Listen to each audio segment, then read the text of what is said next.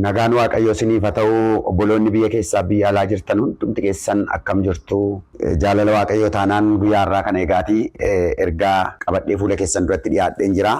Namoonni ituu karaarra deemtaniis mana teessaniis dhaggeeffattan hundumti keessan Waaqayyo baraaf jireenya keessan eebbisu jechaa gara ergaa Waaqayyoo olii wajjin ilaaluuttan isin dabarsaa sagalee gabaabaan qabadhee fuula keessan duratti dhiyaadhee jira.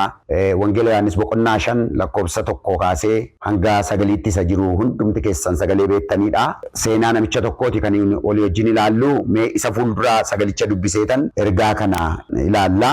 Yeroo kana booddee ayyaanni warra Yihuudootaa ture Yesuus Yerusaalemitti ol ba'e. Karra hoolaa isaa jedhamu isa maasaraa mandara Yerusaalemitti galchu bukkeedhaan bishaan kuufamaan afaan Ibraayisxiitti Beetazaataa jedhamu tokko ture. Bishaan sana bira godoo babal'aa 5tu ture. Namoonni dhukkubsatan baay'een, warri jaamaan, warri naafatan, warri dhagni isaanii gara tokko bu'es godoota sana keessaa ciisanii raafamuu bishaanichaa in eeggatu turan. Ergamaan Waaqayyoo yeroo yerootti golba bishaanichaa keessaa lixee isa irraasa. Raafamuu booddee namni dura bishaanicha keessa lixee dhukkubaa isa kamitti iyyuu in fayyu ture.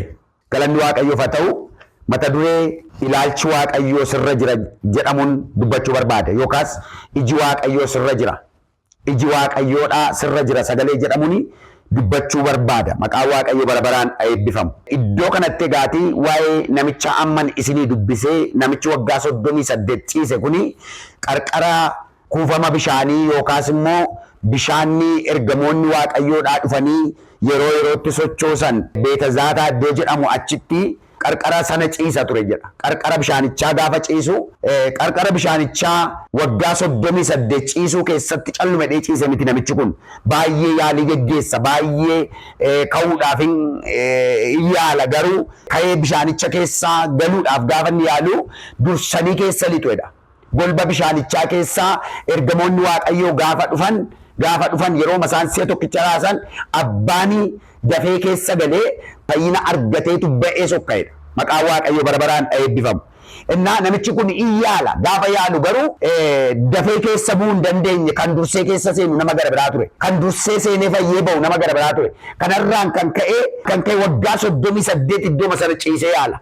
Waggaa 38 iddooma sana gangalata. Waggaa 38 iddooma sanatti yaalii godharraan kan hafe waan tokko yaaliinsaa bakkaan ga'uu hin dandeenye, dheeba'uu hin dandeenye, waan tokko fayyina argachuu hin dandeenye. Namoonni akka isaatii, namoonni dhibee adda addaa qaban, namoonni rakkoo adda addaa qaban, warra akka kaanserii kana kan qaban, warra akka dhibee jajjabaa kana kan qabanii achuma qarqara galaanaa sanatti jiru jedha. Balbala godoo 5tu jira.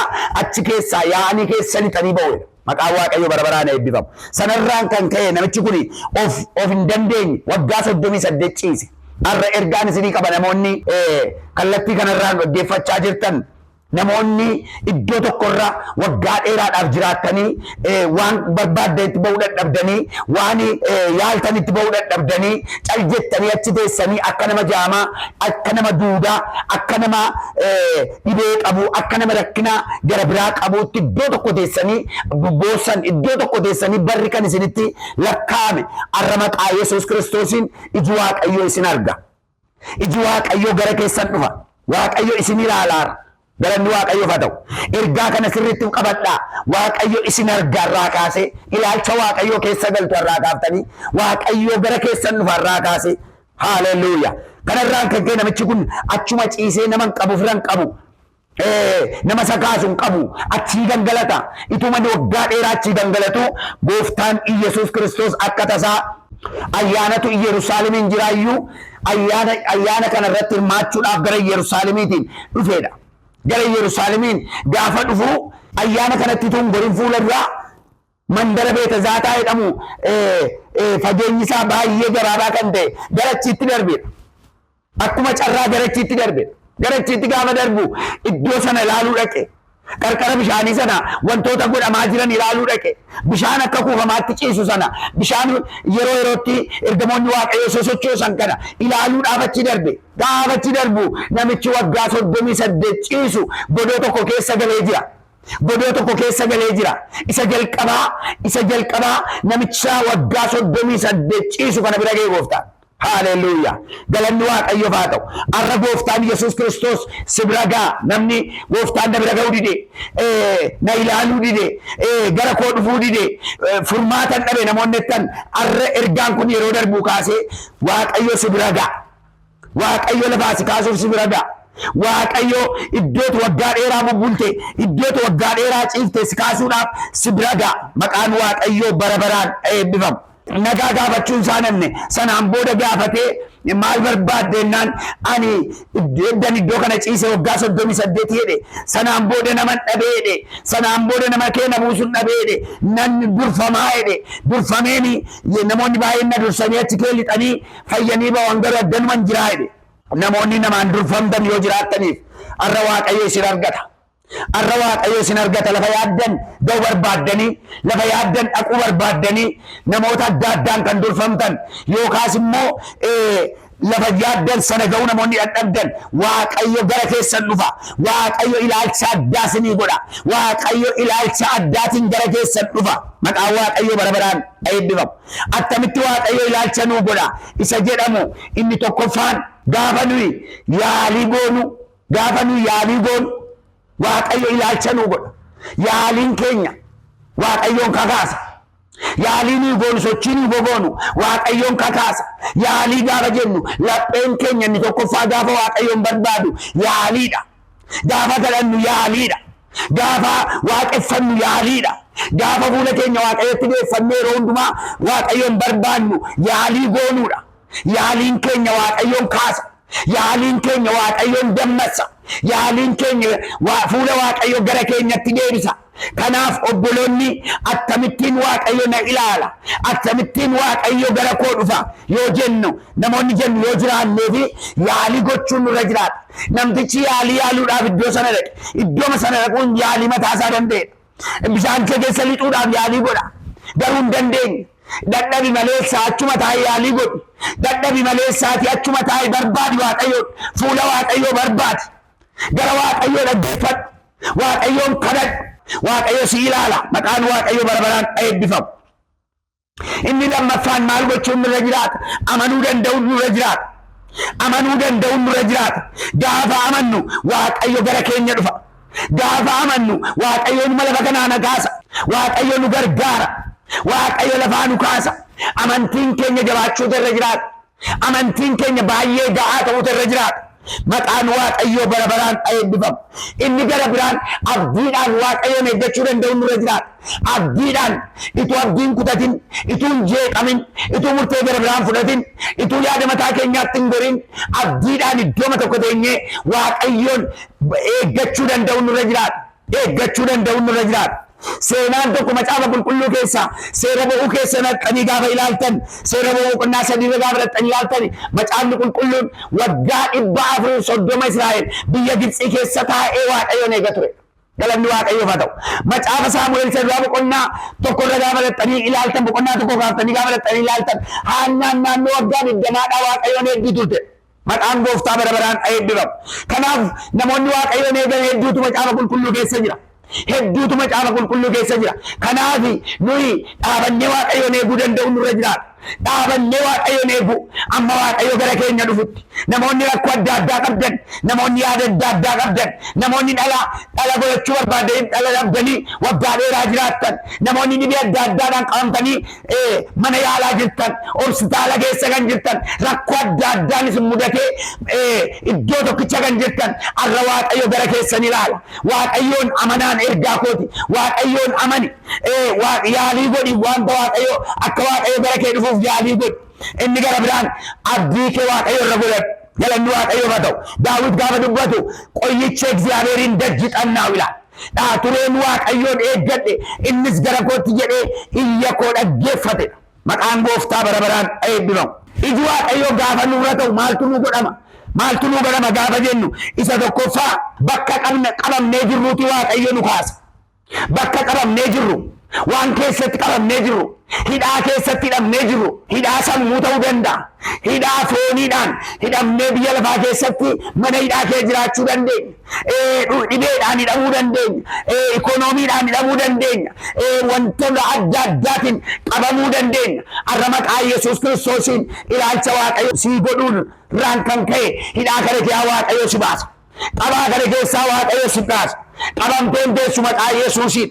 Kana booda qabamteen teessu maqaa Yesuusiin. Kana booda hidhamteen teessu maqaa Yesuusiin.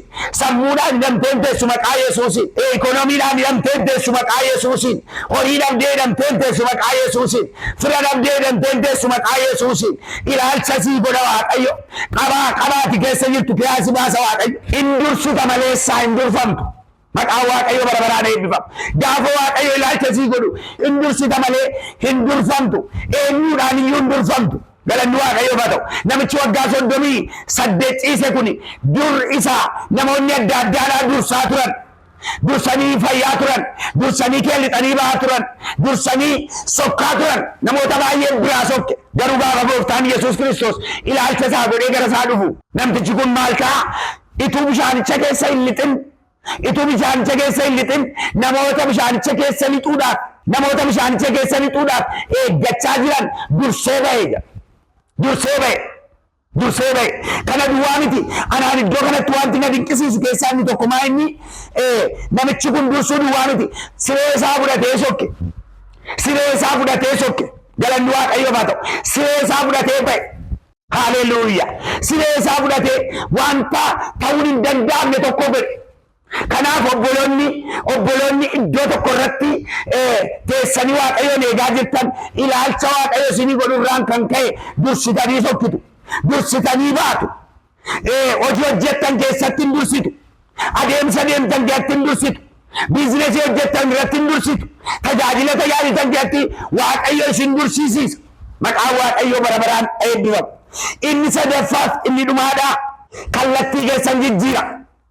Gaafa Waaqayyo ilaalcha isinii godhu kallattii keessantu jijjiirama.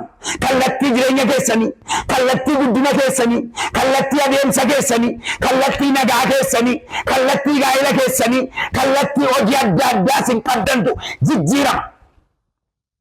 Namichi kun egaatii namicha kanarraa waan gurguddaa barachuu dandeenya. Waan inni irraa barannu keessaati inni gara biraan maa inni namtichi kun gaafa lagicha keessaati waggaa 38 ture gooftaan Yesuus Kiristoos itti dhaqee kaasu qaxitaa magaalaa keessa gale. Qaxitaa magaalaa namoota gurguddaadhaan beekaman keessa. Magaalaa namoota gurguddaadhaan beekaman keessa dhaqee gale. Galanni Waaqayyoof haa ta'u. Kallattii isaa jijjiire Waaqayyo. Magaalaa namoonni gurguddaan ajaa'ibsiifatan keessa. Magaalaa namoonni gurguddaan ilaalan keessa. Ilaalcha namoota gurguddaa keessa dhaqee gale. Ilaalcha namoota baay'ee keessa dhaqee gale. Magaalaa guddittii keessa dhaqee gale. Yihuudaa keessa dhaqee seene. Yeroo sana namoonni baay'een itti yaa'anii dinqisiifachuutti ka'an maal jennaan namichi kun attamitti ta'uu danda'e? Eessaa ba'uu danda'e? Namicha laga kana ciisaa ture miti? Namicha godoo laga kanaa keessa jiraachaa ture miti? Gaafa ittiin jedhan namichi siree isaa baatee magaalaa kee deema. Waaqayyo irra waan tokko godha. Si arguu si ilaaluu irraan kan ka'e Waaqayyo kallattii kee fuudheetu biyya namoota gurguddaan keessa jiran. Ilaalchi namoota gurguddaadha akkas irratti ta'u. Ilaalchi namoota beekamoodha akkas irratti ta'u. Magaalaa guddaa keessa adeemsa kee kallattii kee magaalaa guddaa keessa baadiyyaadhaa kaasee magaalaa guddaa keessa iddoon beekamne kaasee magaalaa guddaa keessa iddoo itti namni hin argamne kaasee iddoo itti namni argamu namoota ija namoota gurguddaa keessa si galcha Waaqayyo. Galanni Waaqayyoof haa ta'u. Sagaleen qabu asuma irratti hin dhaabaa. Waaqayyo si arga yookaan si ilaalan jedha. Waaqayyo si ilaala. Attamitti Waaqayyo si ilaala. Gaafati Waaqayyoon amanattu Waaqayyo si ilaala. Gaafati yaalii gootu Waaqayyo si ilaala. Gaafati abdii kee Waaqayyo irra baatte callimatte Waaqayyoon hedduu Waaqayyo si ilaala. Kanarraan kan ka'e maaltu taasa jedhamuuf iddoo qalamtee jirtu Waaqayyo si kaasa. Waaqayyo kallattii kee jijjiira. Maqaan Waaqayyo bara baraan eebbifamu. Walii wajjin kadhannaa. Waaqayyo isaa gara keenya ilaalu kadhanna. Yaa Waaqayyo abbaa keenyaaf gooftaa keenyaa galanni ulfinni guddaan siif haa ta'u. Maqaan kee bara baraan eebbifamu. Jaalala kee taana waan nu gargaarteef si haa galatu. Ergaa kana waan nu dabarsiteen maqaan kee haa eebbifamu. Amma yeroo kana immoo sin galadhaa. Maqaa Yesuus Kiristoosiin namoota ilaalcha dhabaniif namoota yaa Waaqayyo gooftaa kallattii adda addaarra utuu jiranii yaa Waaqayyo gooftaa si eeganii dhabaniif akkati yaa Waaqayyo bira geessu akkati qaqqabattu akka namicha waggaa 38 ciisee kana maqaa Yesuusiin akkati bira geessu ergaan kee akka inni bira ga'u lafa akkati kaaftu akkati dammasitu akkati yaa Waaqayyo gooftaa adeemsa isaanii saffisiif maqaa Yesuusiin adaraa hidheensi kadhadha yaa Waaqayyo saba kee gargaar tajaajiltoota kee gargaar amantoota kee gargaar lafa isaaniitti rakkatanitti gargaar wajjiniin ta'i eebba kee wajjiniin ta'i ulfina kee wajjiniin ta'i hafuurri hamaan irraa haa cabu yaadi jallaan irraa haa cabu akeekii hamaan irraa haa cabu yaa Waaqayyo namoota kee gargaar waan gootuuf si haa galatu maqaan kee haa eebbifamu maqaa gooftaa maqaa Yesuusiin ameen.